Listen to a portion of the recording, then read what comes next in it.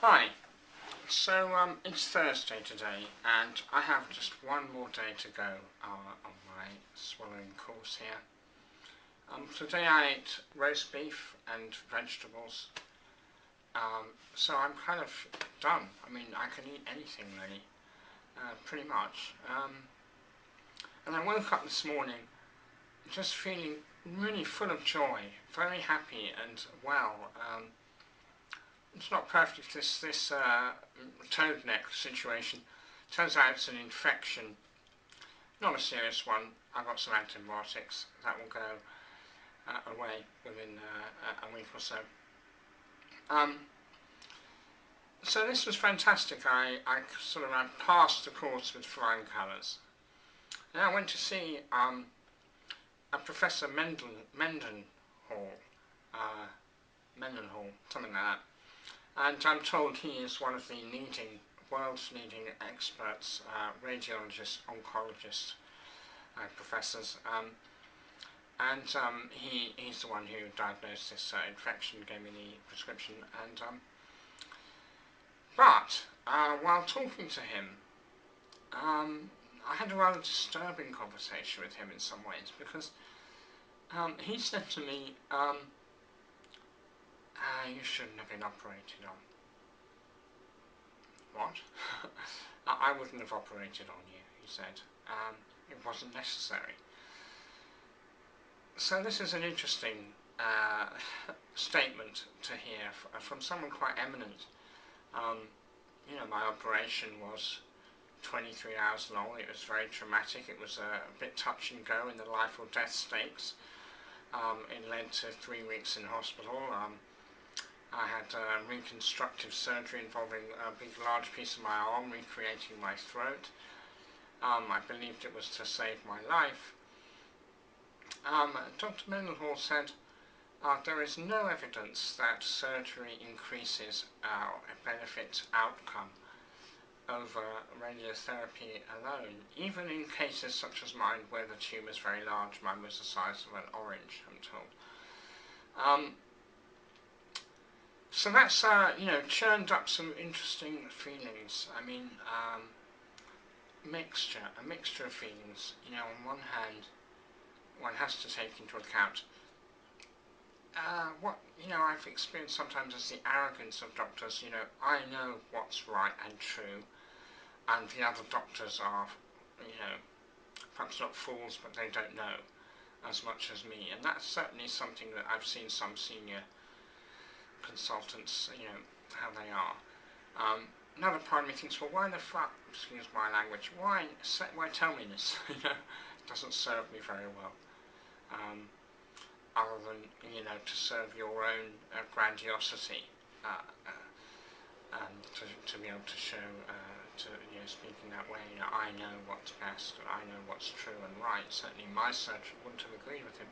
Well, he wouldn't have done the surgery, and I had a long conversation with him, as you can imagine. So I can easily go into this kind of, oh my God, why, I didn't have to suffer that much. I didn't have to put my family and my friends through the worry of that surgery. And that's been sort of coming in and going out of my mind in a few hours since I had that conversation. But I also feel that, well, for a start, I had to make a decision based on the information I had in front of me at the time, on the August 14th, when I was told about my diagnosis. I had to make a decision whether I trusted that surgeon, that doctor to whom I was speaking, and I did trust and do trust him. And so I certainly not in no way, telling myself that I've made a bad decision or did the wrong thing, or, failed to take the right advice. I am where I am, and, I think of where I am and think of my feelings this morning, which were full of joy and happiness about the fact that I'm clear of cancer right now, touch wood, and my prognosis is pretty good. I'm feeling well. I'm back to normal pretty much. I can now eat. I can run around, I can drive my racing car, I can do all the things which are important to me. And so, and also I am the person I am today, and because of what I've been through, not just in the last year, but through the last 42 years. And the surgery is just one of those things which has made me who I am, and I've actually learned a lot through the whole experience. So an interesting day, an interesting moment to integrate, really. Okay, so maybe I didn't need the surgery, maybe I did. The fact is I had it, maybe it was belt and braces. He's saying there's not much benefit to the surgery, not much benefit to the chemotherapy. I would have treated you just with radiotherapy. Well, I've had chemo, radio and surgery, so I'm 3 times more likely, perhaps in my own mind, to be well. There's no evidence to suggest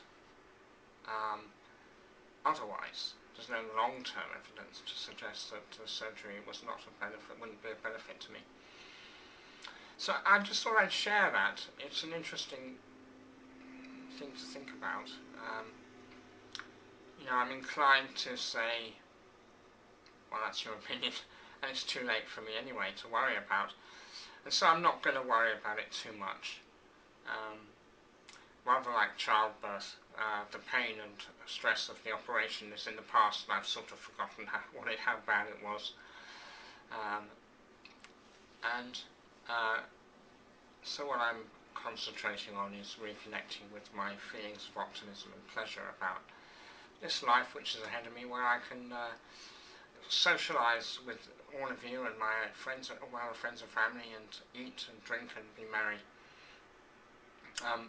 I'm really looking forward to getting home and doing that now. I'm sort of really ready now. I've had enough of Gainesville and my time here. The treatment I've had here has been incredible, and they've looked after me really, really well. So I've got what I came for, and I'm coming home on Tuesday, ready to really live life to the full, and looking forward to doing that with you.